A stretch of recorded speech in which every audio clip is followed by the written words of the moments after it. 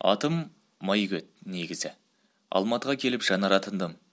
Жанар Айжанова бала кезіндегі күлкілі атымен бөлісті. Әнші актриса Жанар Айжанова көпшіліктің ортасында кезінде күлкілі есімін айтып, ағынан жарылды. Оның бұл әңгімесі TikTok әлеуметтік желісінде жарияланды. Әнші әлдебір адамдардың қуанышында өнер көрсетуге барыпты. Сол жерде қолына микрофон алған Жанар Айжанова ауылдастары оны әлі күнге дейін қалай атайтынын айтты.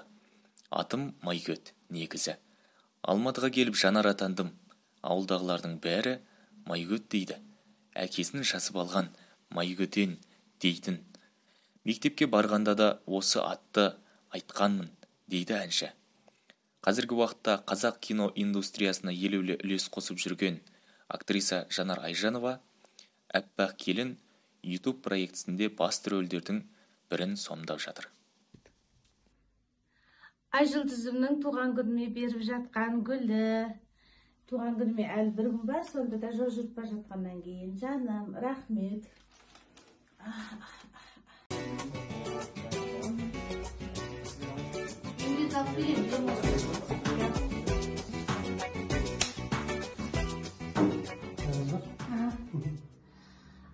Саламатсыздар ма? Әсіресе тағы да әдеттегідей менің сүйікті келіндерім.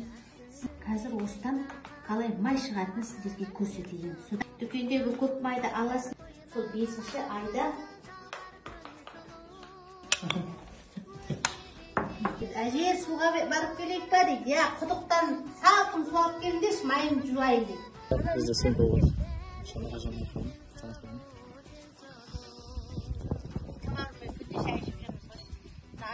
Балалары келеді дегеннен кейін әдейі самаруға шай қойып жатыр. Баяғыда өйтіп үйде шай қоямыз ғой. Сонда